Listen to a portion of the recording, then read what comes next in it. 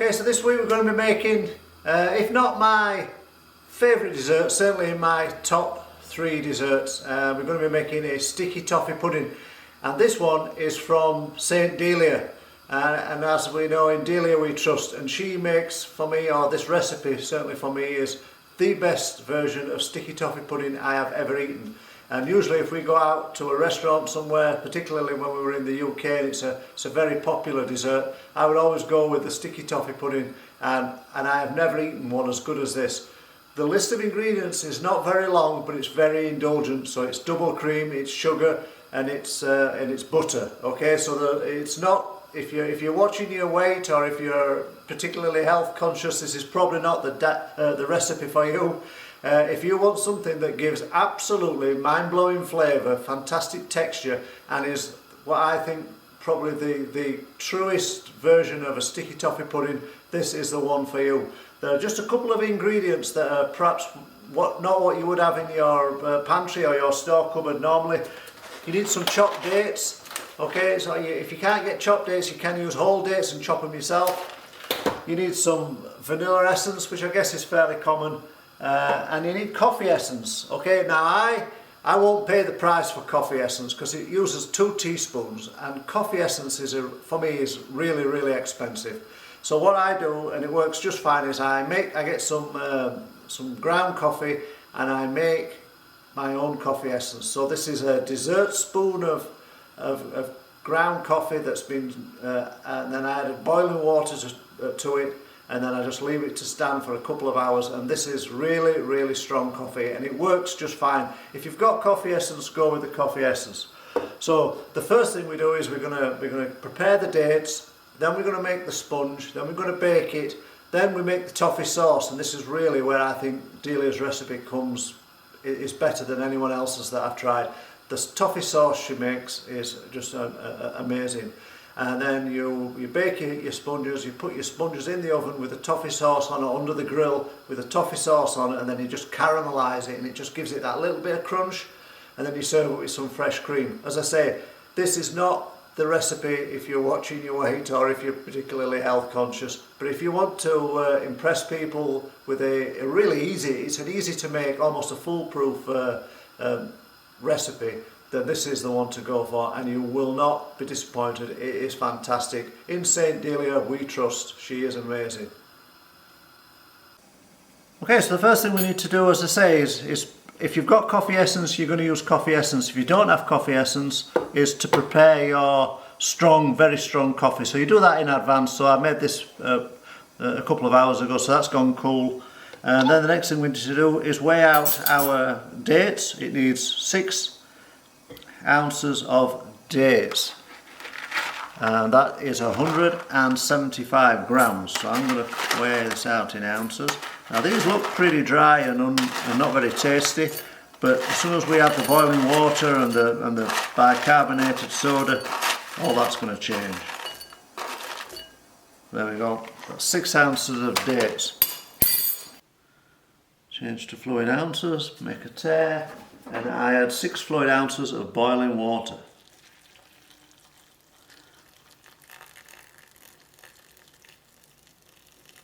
There we go.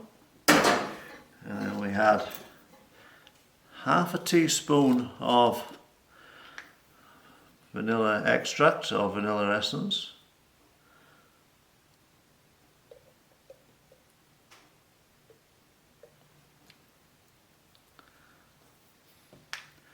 And then 2 teaspoons of your coffee essence. So again, be careful not to get any. And because this is not real coffee essence, I'm going to add a third for good luck, but that'll be fine. And then we need 3/4 of a teaspoon of bicarbonated soda or baking soda. So you don't want to overdo this. So 3/4 of a level teaspoon, and just sprinkle that over. Give it a stir. You can see them dates starting to change already. They've gone soft. They're going to soak up all that water, and you're going to be left with almost like a date puree, which is going to absorb fully into the sponge and it retains the moisture of the sponge, keeps the sponge light and adds an amazing flavour. So once you've got that all combined, you just leave that on one side while we prepare the sponge.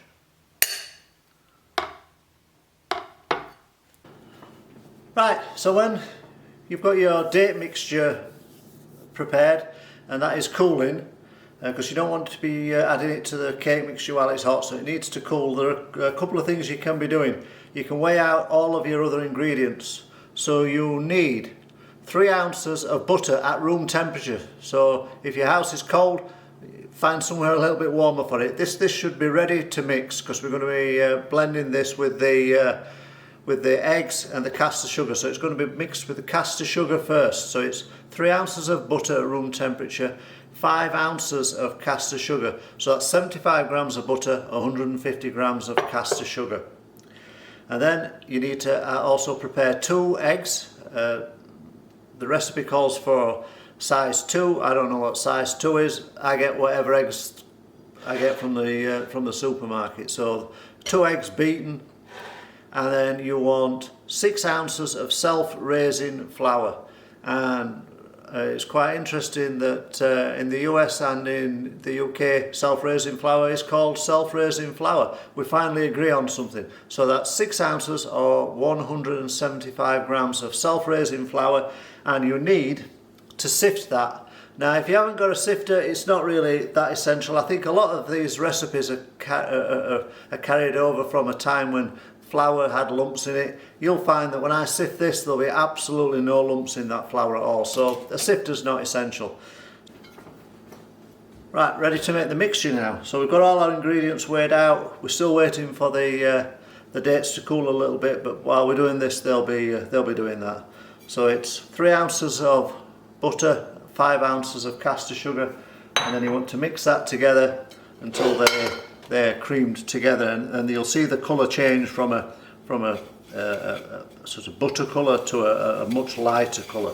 It takes a little bit of time. You can do it with an electric whisker if you want to do that. I prefer the workout, so it takes a little bit longer, but you can do it with a hand whisk like me. So with a little bit of perseverance, this took me about 5 minutes. You can get the mixture to combine, and you can see how, hopefully you can see the colour, it's gone nice and pale. So the next thing we do is we add the eggs, a little bit at a time, maybe half of the mixture first, and we're going to slowly combine them. If it curdles a little bit, don't worry about that. When we add the flour, that will sort that out. So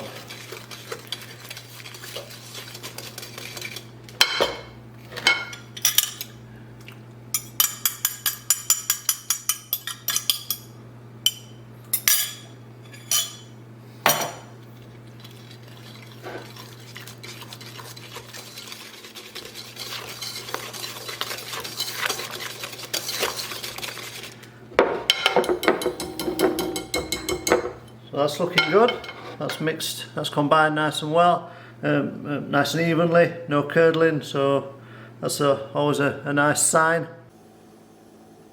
So with a metal spoon we're going to carefully sift the flour and fold that in.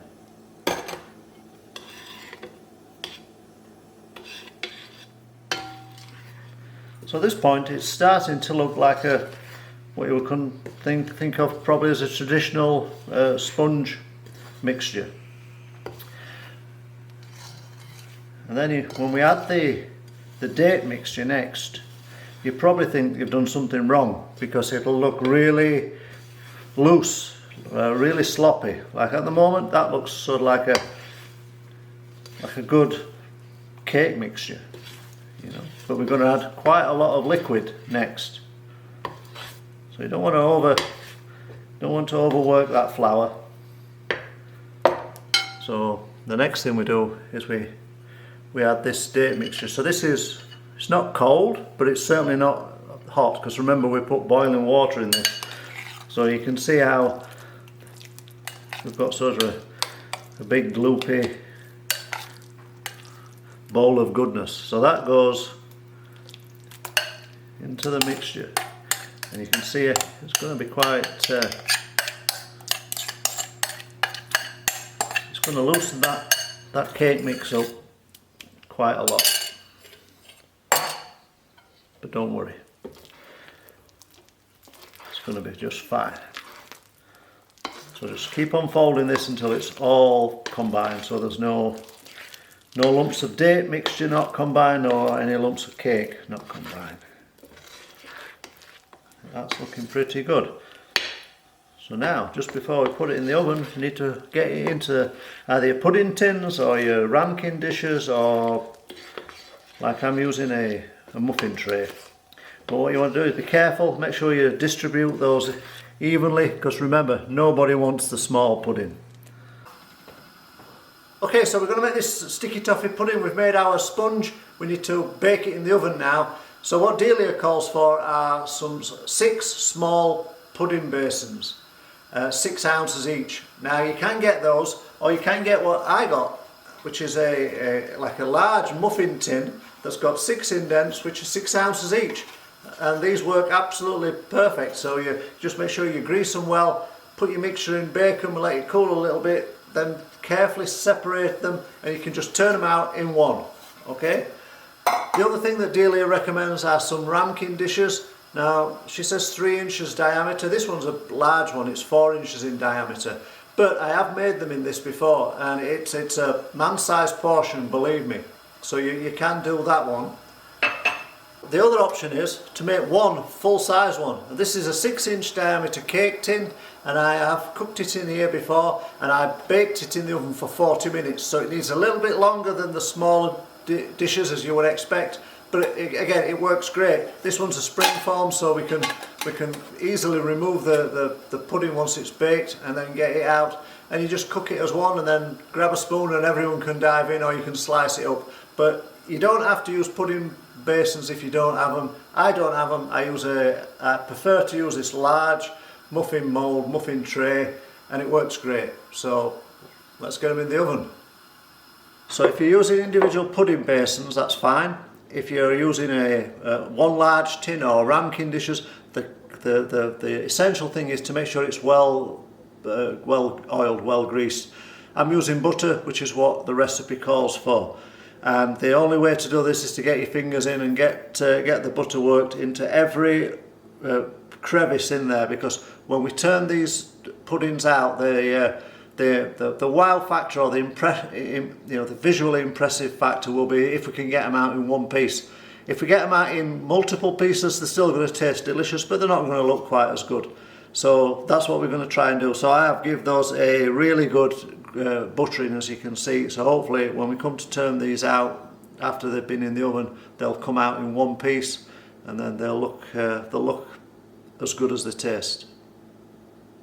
Okay, so they've been distributed as evenly as I can do it without measuring them out, and carefully with the back of a smaller spoon just level those off and clean the edges of your tin up to make sure there's no spillages, and then they go into a preheated oven, as I say, 180 or 350 Fahrenheit for 25 minutes. Put them on the top shelf in the centre. 25 minutes.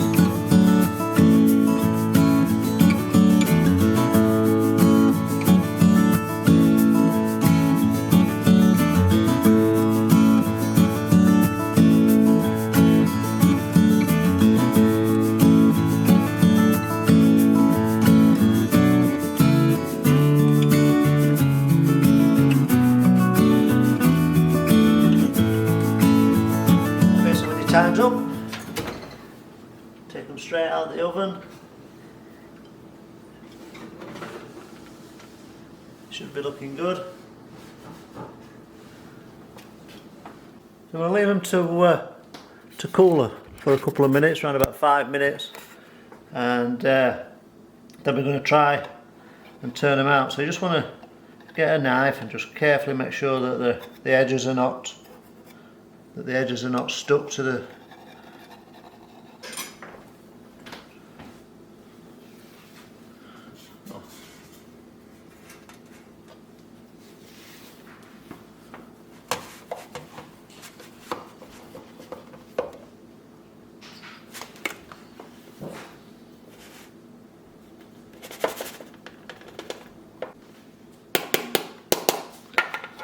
Just going to give them a...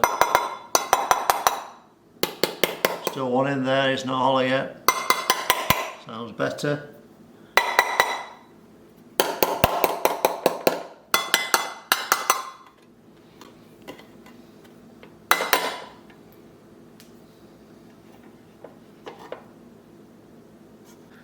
So you leave them on this shallow tray to cool, and as I say, you can see they're not quite sat perfect, so we'll just chop the bottoms off so that they sit nicer.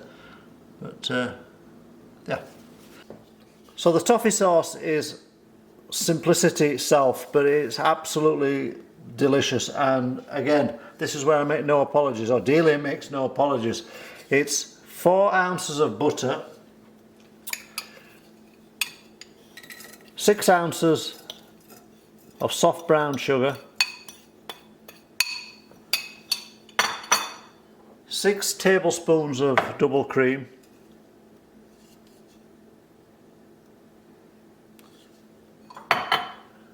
and 1 ounce of chopped pecans.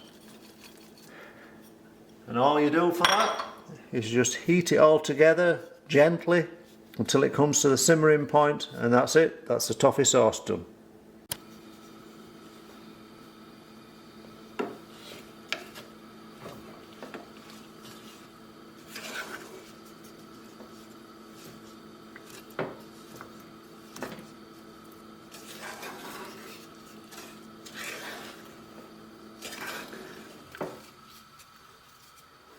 So all the butter's melted and the sugar's dissolved, but keep on stirring until we come to simmering point, and simmer it, boil it for just a minute, just to make sure it's all combined.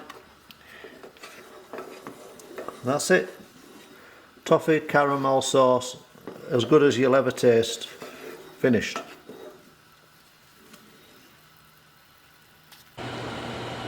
So you want to set your grill to its highest temperature.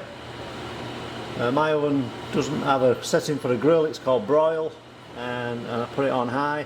Then you want to set your shelf so that when it's in there, the puddings will be around about 5 inches from the actual grilling element. So let your grill come up to temperature, and then we'll see what we do next. So I've got 2 of the puddings. The other 4 have gone into some Tupperware boxes and have gone into the freezer. These freeze exceptionally well, and just let them thaw out naturally, and you can then proceed as we're going to do for this. So we also have our caramel sauce that we made, which is now cooled down, and if you were doing all 6, what you would literally do is you would pour this caramel sauce onto all 6 of them. Make sure there are no pecans on top, because they might get burnt a little bit. But I'm going to use a spoon, and I'm going to spoon approximately 1/3 of this onto these puddings.